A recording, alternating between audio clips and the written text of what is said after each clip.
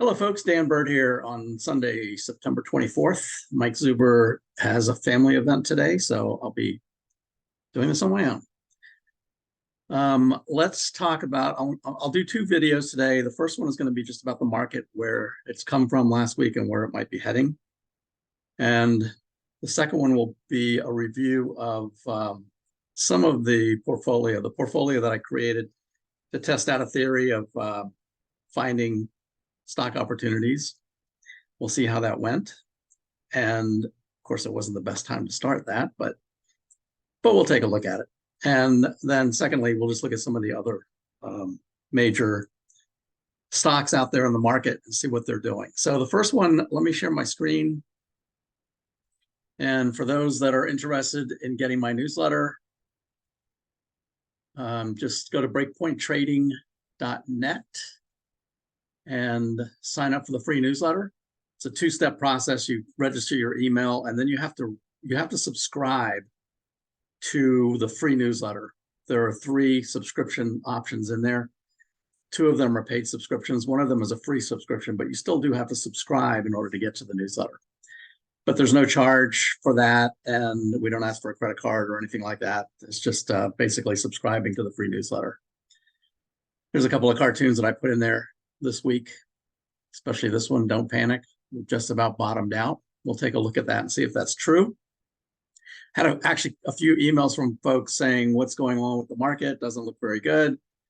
One person said, can you please tell me when it's going to stop going down?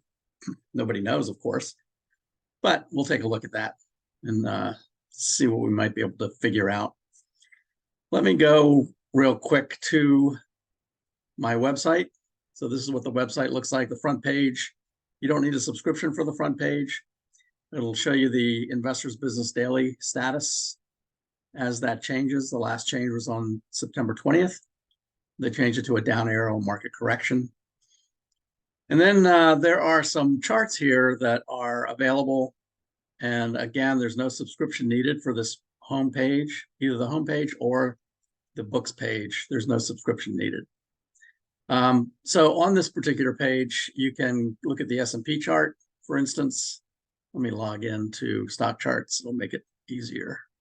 It'll look better, at least. You don't need a subscription to stock charts, actually, in order to use this, but you'll get ads and that type of thing. So if you do have a subscription, you won't get the ads, but you don't need a subscription in order to get these charts. So this is what the S&P looks like. I've talked about for a while now. I've talked about a potential head and shoulders pattern. And look where we are. We are right at the neckline. And Friday, we went below the neckline and went right down to this Fibonacci level, which is at 4,300. I had talked way back here that 4,300 is probably a potential next target. And that 4,200 is also likely. That's actually where the 50% Fibonacci level is. The 200-day moving average is at 4,190. So let's call that 4,200 as well, because that's a rising moving average. So 4,200 is probably where it's heading. It could actually go lower than that. If we take the target of this head and the neckline. So the way you figure out a head and shoulders is you take the head up here and the neckline, figure out the difference. Right now, it's about 4,600 to, let's say, 4,300. So that puts us down around 4,000, or really 4,100, I think, is the likely area. That's a 61% Fibonacci retracement. So it's very possible we could get to 4,100. Now, what does that mean? Does that mean that the market is crashing? Well, we'll take a look at some other things as well. If you want to look at the NASDAQ looks very similar. I've talked about this in the past. Head and shoulders pattern. This support level has been in here for quite a long time. Actually, ever since we went down and touched it down here and started back up again. So we're right back there again. So that's the neckline on this head and shoulders.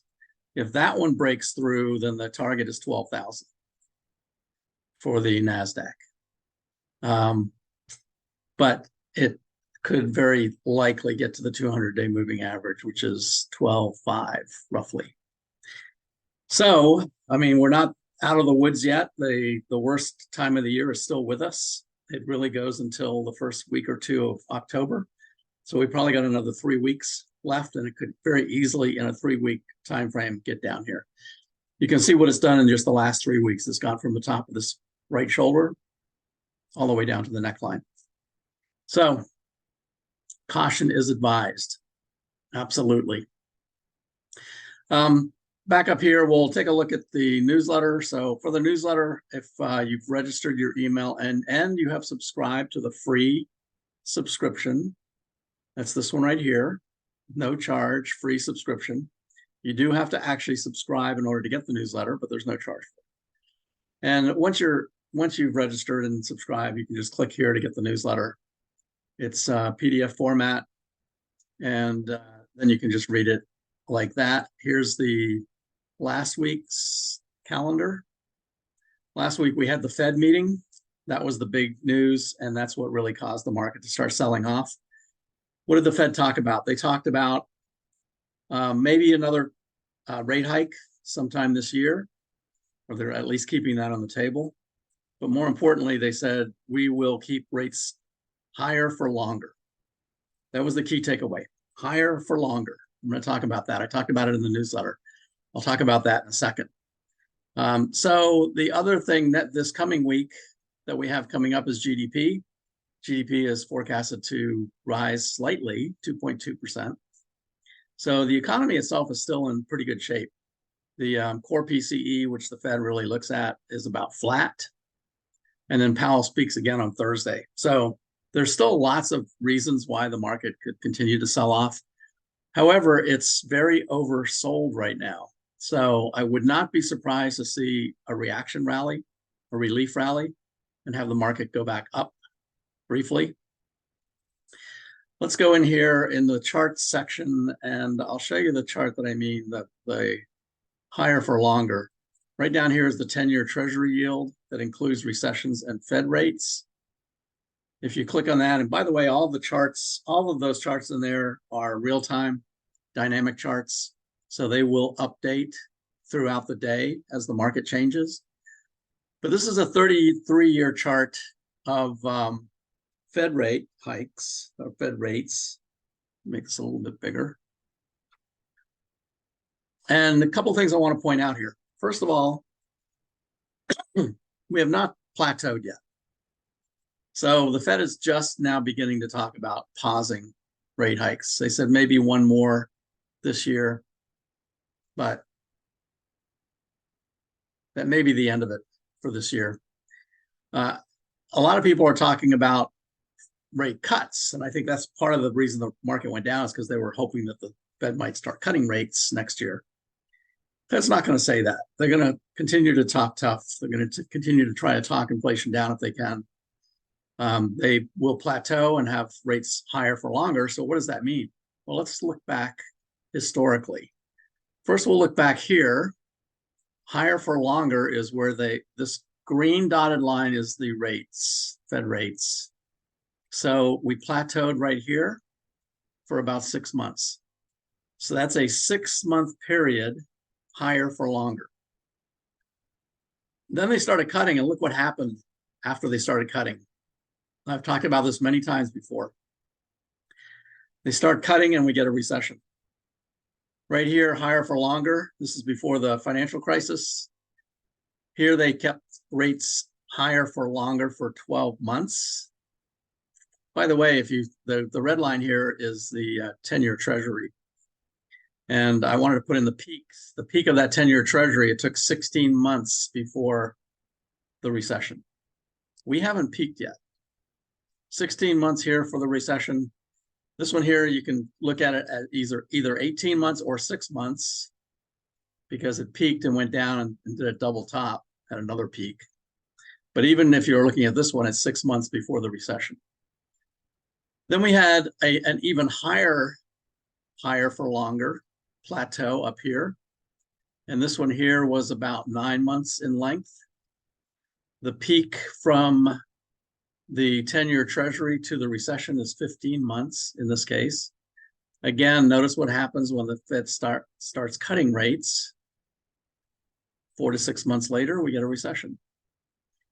This is the one anomaly right here in the 1990s. Now, one thing I put down at the bottom is the secular bear and secular bull markets, which I've always talked about in the past.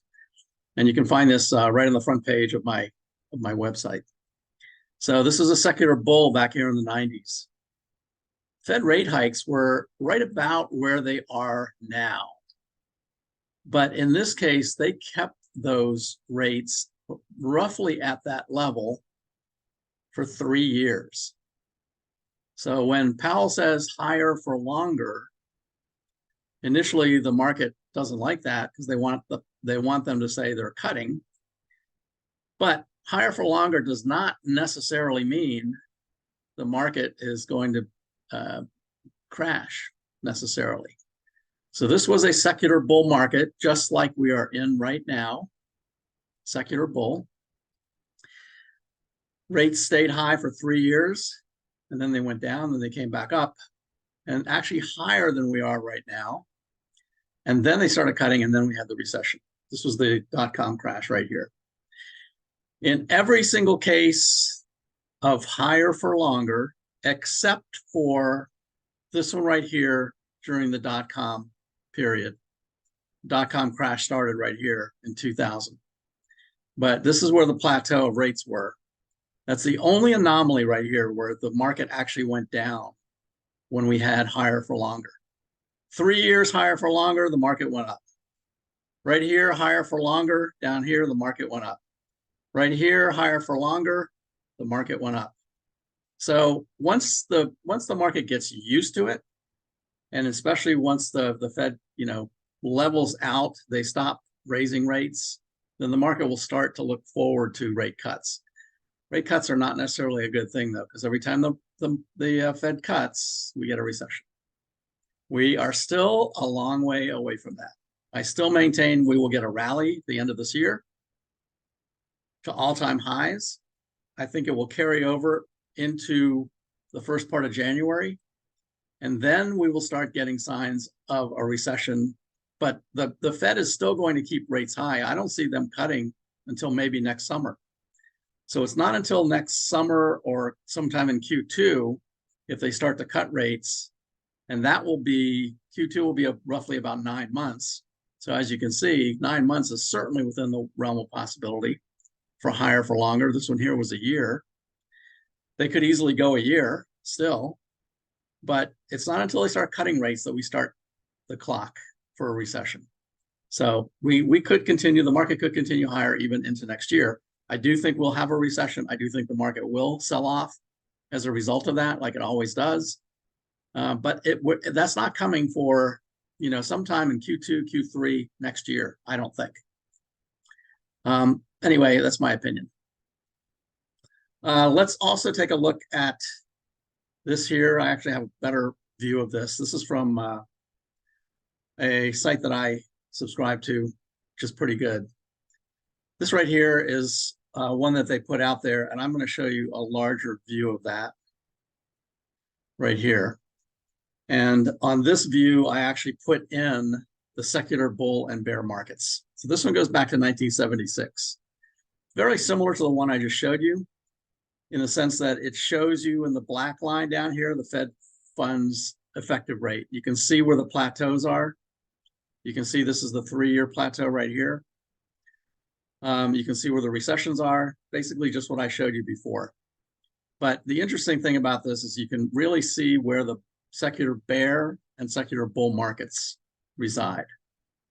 So during this period here from 1982 until 2001, or a little after 2000, we had a secular bull. Secular bear lasted about 12 years. The secular bulls typically last about 18 years. So we've probably got until 2029 to 2030. I think we are going to go up and take out this high. We will continue higher. We're still in a secular bull market, but we will start to plateau right here. And at some point, maybe towards middle to end of 24, is when a recession might start rearing its head. And that's when the Fed will start cutting, regardless of what they say now. They'll start cutting. That's my opinion. Okay, what else? Let's go back to my newsletter and right here. This was interesting. The GDP now is always higher. So GDP now is still projecting, almost 5% for GDP. Next week is a GDP number at 2.2. It's what they're forecasting. More likely 2.2 is what it'll come in at. This is a study that I did myself. GDP now, final estimate versus the actual GDP. You can see GDP now is always higher. So don't put a lot of stock in that. This is the higher for longer that I just went through. You can read that in the newsletter. I did a detailed study. This is something that I'm going to probably do each week, is put in for the week what the sectors look like. So S&P is down here, so everything above it is outperforming the S&P. You can see technology and communications. Those are two of the aggressive sectors. They were outperforming, but there were a lot of other ones, especially at the top. These are defensive sectors outperforming.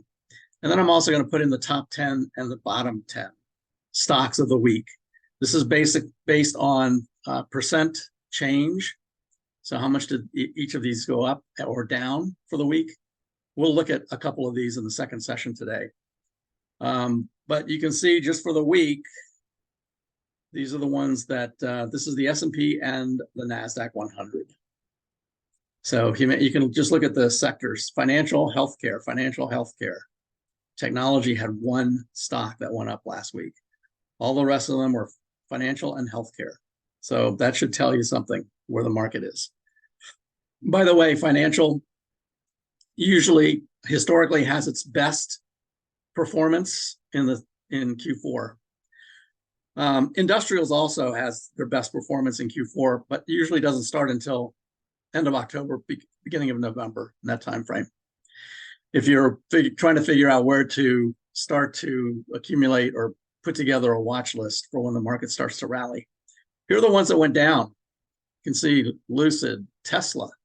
Tesla had a bad week. We're going to look at that in the next session. So I'll put that in each week just out of it for interest. These are the head and shoulders that I just talked about. Now this is VectorVest, and one of the things I did on VectorVest, this is a really good way to kind of time the market. You can't time it perfectly, but you can certainly get the middle 60 to 80% of a trend. Right now, the buy-sell ratio is at 0.15. That is very, very oversold.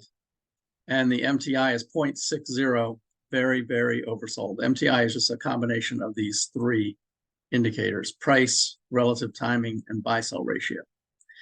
Whenever this gets below 0.2 and this gets to 0.6 or lower, that's when the market starts looking for a bottom. That doesn't mean it's bottoming, just means it's starting to look for a bottom. That's one of the reasons I think that we may have a relief rally next week. And then this is what I did. I took the chart, market timing chart, went back 10 years and showed where the MTI level was when the market bottomed in each of these cases. Right now, as I showed you, we are at 0.60. So we're just at this line right here. 0.38, interestingly, 0.36 is where it was in the June bottom. 0.38 is where it was in the October bottom, which is what we're working off of now. 0.21 was the COVID crash. 0.37 was the 2018 market crash, when there was talk about putting tariffs on China. And then this one over here is 2014. The bottom right here is 0.44. So you can see there were a couple of times when it hit 0.6, and there were small little bottoms when that happened as well. We're at 0.60 right now. This one here was, I think this one went to 0.58. That was lower than where we are now. So if this gets down to 0.5, below 0.5, somewhere in that neighborhood, then I think we're starting to look for a bottom. We might actually get a relief rally next week because of a lot of this. I don't expect that to hold, so I wouldn't necessarily be jumping in yet. I think we still have about 3 weeks left to go before the rally. And then finally on the S&P and the NASDAQ, these are my Keltner channels. So these shaded areas show the average true range. Average true range is essentially the range that it moves, these are daily charts, the range that a security moves within 1 day. So the average range. The dark one in the middle is 1 times. The next level is 2 times average true range. And the lightest one on the outside is 3 times average true range. And you can see it when it gets to 3 times, it can still keep going up or down. But if it gets even beyond that, it doesn't stay there very long. That's usually when it will revert to the mean. This is a perfect example right here. Came right back down. This is in June. Came right back down to the middle, reverted to the mean. Came down and went through it and hit the 3x down here, went back up, reverted to the mean. And right now we're at 3x and not quite touching the bottom yet. So and it's below this one. So we still could have a little bit more downside. I think we might get a relief rally, maybe back up to this 21-day moving average. But the 200-day down here, and which is where I put this dotted line, I think is the final level that we have to watch for. If we get down there, I think that's the point where the rally may get started. We'll continue to watch it. Nobody knows for sure. Same thing with the NASDAQ. NASDAQ is also in the 3x average true range down here. And this is the major support for that, 12,200. It's roughly where the head and shoulders target is. And then the 200-day moving average is a little above that. So if we break down here, and we might get a rally before that happens, but if we go up and then back down, I think we're going to be down here in this area. That's where to look for a potential rally into next year. The other chart from this site is this one here. This is really interesting because it shows you not only where the Fed rates ended up or where they were during these years, but more importantly, the rate of change or the acceleration of the rate hikes. And you can see 2022, the one we're in right now, has the steepest rate of change of any of them. Now, what happened in each of these? 1988, which is this blue line here, it's the next steepest one. Recession in 91, that's 3 years. 94, that's the light one, it's the next one over here, led to a crash in the bond market. 99, precede 99 is this darker one down here, preceded the dot-com crash. Now the dot-com crash didn't really happen until 2001. That's 2 years later. 2004 led to the financial crisis. That's this lightest one. That's right here. This is the one that was the highest prior to this one. 2004 led to the financial crisis. Remember, the financial crisis, the market did not start crashing until 2007. So 3 years, 3 more years. 2015 preceded Eurozone crisis and Fed's taper tantrum. 2015 is this one over here. This is the shallowest rate hikes, but the longest period of time. All of this happened in 2018. So that was, still 2 to 3 years later. 2022 is where we are right now. We have not started to plateau yet. Each of these were the point where the plateau happened. We have not started to plateau yet. 2022 recession in 24. That could be true, but I think it will be towards the end of 24. Between now and then, we have a good opportunity to make some money and just be prepared when all the signs start to point towards a recession next year to get back out again. So that's where I'm at for today and for next week and probably until the end of September, something to watch for. Hope that was useful or interesting. Again, if you're interested in getting my newsletter, let's see, what else did I have here? This is GDP. Actually, there's another chart here that's interesting. GDP versus GDI, gross domestic income. You can see just gross domestic income usually maps pretty closely with GDP. But ever since the Fed started raising rates, there's a gap here now. So gross domestic income has been declining even as GDP has been increasing. So one of these two things has to catch up. Either income needs to accelerate or GDP is going to come back down. I suspect that both of those things are going to happen. Income will accelerate, but sometime middle of next year, GDP is going to start to roll over as well. So just an interesting chart. And this is Fed outlays interest as a percent of GDP. So this is really interesting because there's a lot of talk about how much debt there is and the interest on the debt and how it will weigh on economic activity. So this comes from Fred, which is the federal St. Louis Fed. There's a website you can go to and get all of these. It's full of all kinds of statistics.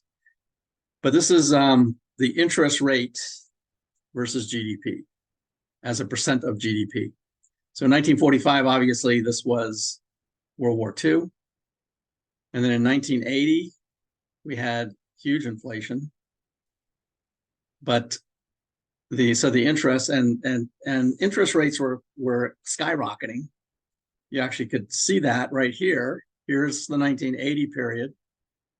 There's the Fed rate way up here, almost 20%, 19.5% was the Fed rate at that time.